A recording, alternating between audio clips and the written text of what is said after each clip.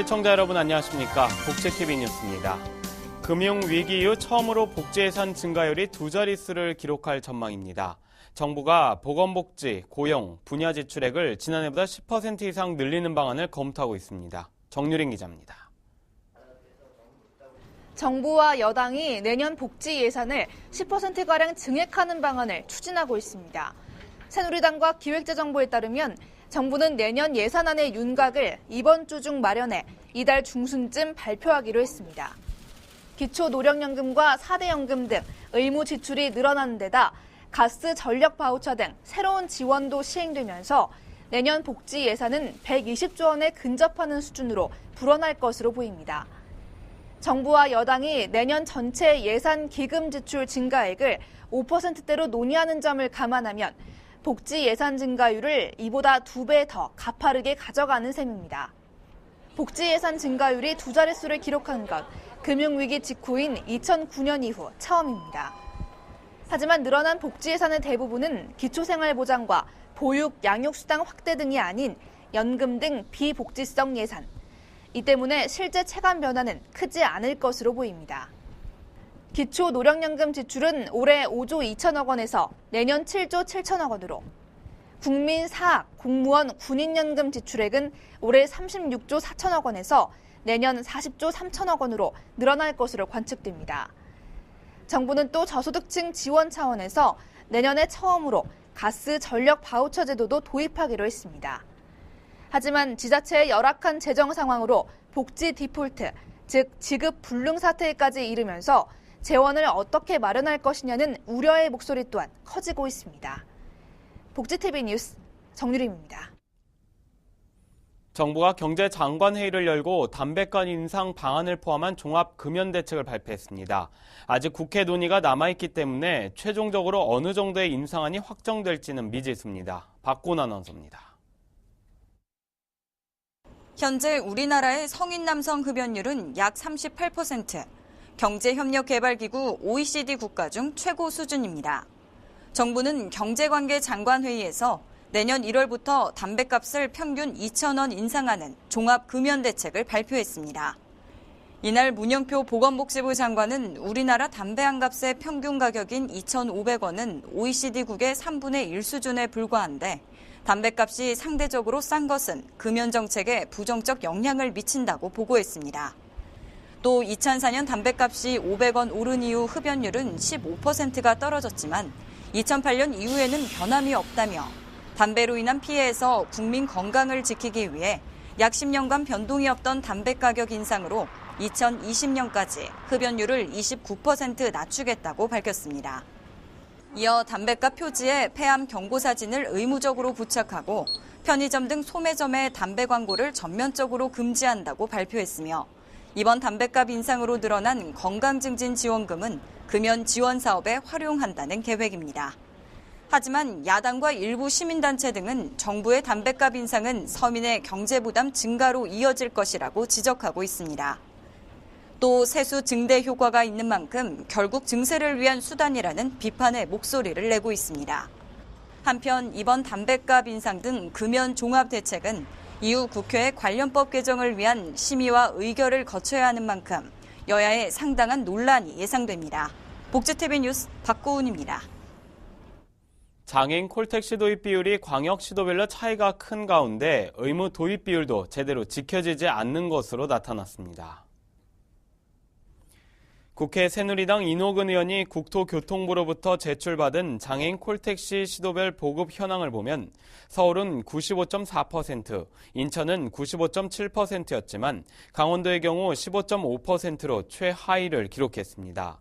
반면 경상남도의 경우 장애인 콜택시 도입률이 156.1%로 나타나 최하위 광역시도와는 최대 10배 차이가 났습니다.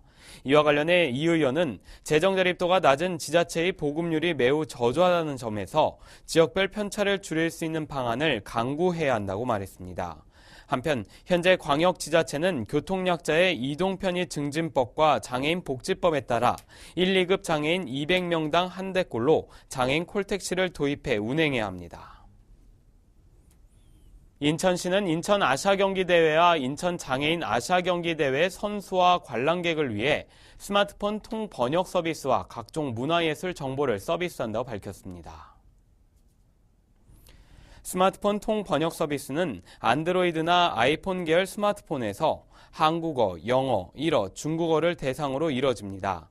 시는 플레이스토어나 앱스토어에서 4개 국어별로 인천시 통역비서 키워드를 검색한 후 내려받으면 된다고 설명했습니다. 시는 또한 선수와 관광객을 위해 스마트폰으로 인천은 물론 인근 부천과 김포시의 각종 문화예술 행사와 관광 정보를 제공한다고 말했습니다. 대한민국을 이끌어온 세대라 할 수 있는 50대에서 60대, 베이비붐 세대라고 하죠. 이들이 본격적인 은퇴 시기를 맞아 제2의 인생을 어떻게 하면 보다 가치 있게 꾸려나갈 수 있을지 함께 이야기 나누는 강연에 걸렸습니다. 박고은 아나운서가 전해드립니다. 1955년부터 1963년 사이에 태어난 중고령 세대인 베이비부머 세대. 현재 베이비부머 세대는 2012년 기준 743만 명입니다. 이들이 희망하는 노후 생활은 취미 생활이 41.6%, 소득 창출이 19%, 자원봉사가 17%이며 종교활동과 자기개발 등이 뒤를 이었습니다. 하지만 이렇게 희망하는 노후 생활과 달리 노후에 대한 준비 정도를 보면 100점 만점에 57점에 불과한 상황. 본격적인 은퇴 시기를 맞는 베이비부머 세대들에게 갑작스럽게 찾아온 퇴직 후의 인생은 막상 무엇을 해야 할지 막막하게만 만드는 현실입니다. 서울시는 이들의 제2의 인생 설계를 돕고자 경제와 젊음, 취미, 꿈, 봉사를 주제로 하는 강연회를 열었습니다. 그 무언가를 찾아서 행동하는 사람은 젊게 살 수 있는 것이고요. 그런 것을 놓쳐버리는 사람은 나이가 몇 살이든 간에 노인일 수밖에 없다는 것이 이 시의 핵심적인 요소입니다. 그는 샤무엘 울만의 청춘이라는 시를 빗대어 자신의 의지가 젊음을 유지하고 도전할 수 있는 힘을 준다고 말합니다. 또 젊음을 유지하는 5가지 팁에 대해 뭐든 호기심을 갖고 변화하는 환경에 공부해야 하며 적응하고 무엇을 하든 눈치 보지 않고 도전하는 것이 중요하다고 강조했습니다.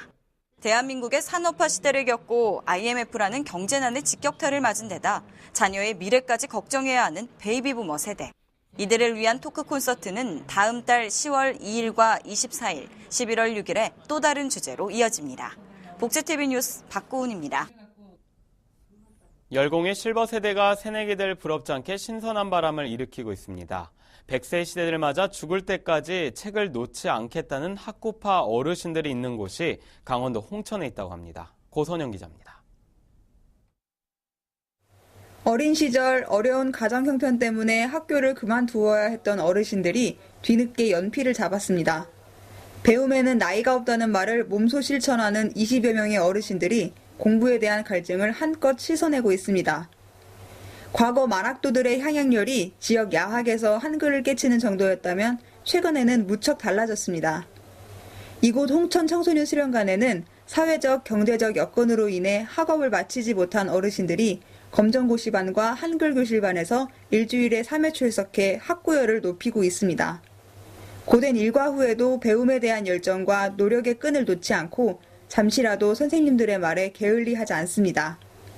올해 검정고시 시험에 당당히 합격해 고입 자격을 획득하신 분도 있습니다. 내년에는 고등학교를 졸업하고 싶고요. 그리고 2016년에는 대학생이 되고 싶습니다. 공부를 못했을 때는 늘 배고플 것 같아요. 그 배고픔과 열등감이 있을 것 같아요. 그거를 이겨내시고 오셔서 공부하셨으면 좋겠어요. 이곳에선 정년퇴직한 교사와 지역사회 자원봉사단체에서 재능기부를 통해 연령대 수준에 맞춰 1대1 또는 다수의 맞춤형 교육 방식으로 수업을 진행하고 있습니다.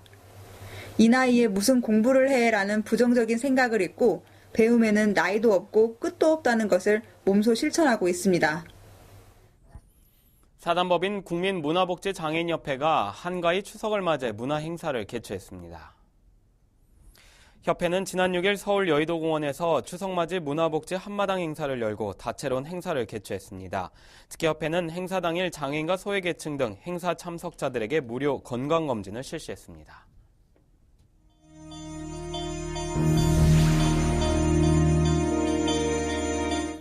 이어서 간추린 뉴스를 전해드립니다. 수면 진정제를 장기 복용하면 알츠하이머에 걸릴 확률이 50% 이상 높아진다는 연구 결과가 나왔습니다. 프랑스 보르도 대학과 캐나다 몬트리올 대학의 공동 연구팀은 화합물질인 벤조디아제핀이 기억 상실 관련 질병의 발생률을 높인다고 설명했습니다. 질병관리본부가 늦여름에서 초가을에 유행성 눈병이 많이 발생한다며 각별한 주의를 당부했습니다. 본부는 개인 위생 수칙 준수와 이상 증상 시 조기에 진료를 받아야 한다고 말하며 특히 눈병 예방의 가장 효과적인 방법으로는 손을 자주 씻는 것이라고 말했습니다. 한국 영화 흥행작들이 시각장애인들이 감상할 수 있는 오디오북 형태로 제작됩니다. 이번에 제작되는 오디오북은 더 테러 라이브와 수상한 그녀이며 제작된 영화 콘텐츠는 안드로이드 앱에서 책 읽어주는 도서관을 설치한 후 이용 가능합니다. 제31회 전국 장애인기능경기대회가 충남 천안시에서 오는 15일부터 18일까지 열립니다. 올해는 가구 제작, 귀금속 공예 등 정규 종목과 3D 제품 디자인, 기계 조립 등 시범 종목, 그림 등 레저와 생활 기능 경기 종목 등 총 36개 종목에 각 시도를 대표한 382명의 선수들이 출전할 예정입니다. 대전시가 오는 25일부터 26일까지 대전시청에서 2014 일자리 종합박람회를 개최합니다.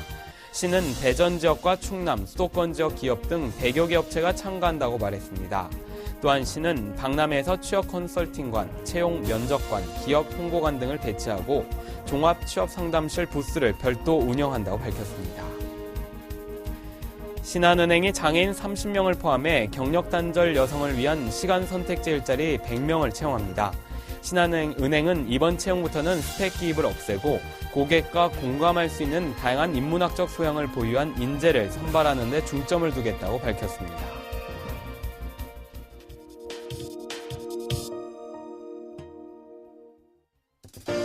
추석 연휴가 지나갔습니다.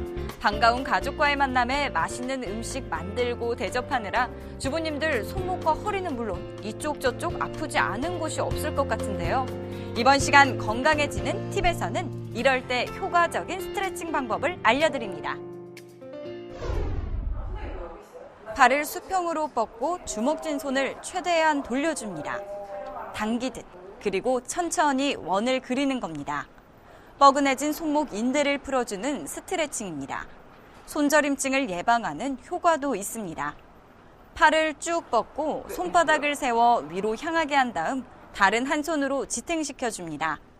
이번에는 손바닥이 정면을 보이게 한 후 손끝을 아래로 향하게 합니다. 그리고 동작을 반복합니다. 그런데 스트레칭도 잘못하다가는 독이 됩니다. 그 허리 스트레칭을 할 때 대개 이제 허리를 서서 허리를 구부려서 이제 이 손을 이렇게 땅에 떨어뜨리면서 닿게 하는 걸 제일 많이 하지 않습니까? 그럴 때 제일 많이 다칩니다. 그러니까 갑자기 허리를 숙이는 것. 허리를 숙일 때는 그 복압이 올라가면서 허리 디스크에 무리가 갈 수 있기 때문에 그럴 땐 천천히 허리를 숙이는 것이 맞습니다. 허리 스트레칭은 손과 무릎을 바닥에 닿게 한 후 등을 말아 올립니다. 산 모양으로 휘게 늘린다는 느낌이 들도록 한 다음 등을 아래로 최대한 당기는데 이때 고개가 위를 보도록 합니다. 허리 스트레칭은 천천히 아프다는 느낌이 들지 않는 범위에서 하는 것이 중요합니다. 무리하면 허리 디스크를 악화시킬 수 있습니다. 풍성한 추석 명절 뒤 어김없이 찾아오는 증후군. 이번 시간 알려드린 스트레칭으로 우리 몸도 마음도 일상으로 건강하게 회복시켜주세요. 흡연으로 인한 국민들의 건강이 위협받고 있는 가운데 정부가 큰 폭의 담뱃값 인상을 발표했습니다. 정부의 부족한 재원을 마련하기 위한 것이라는 일부 반론도 있지만 정부는 이번 인상안이 확정되면 국민 건강에 활용할 것이라는 의지를 확실히 보여줘야 할 것입니다. 이상으로 복지TV 뉴스를 마칩니다. 시청해주셔서 고맙습니다.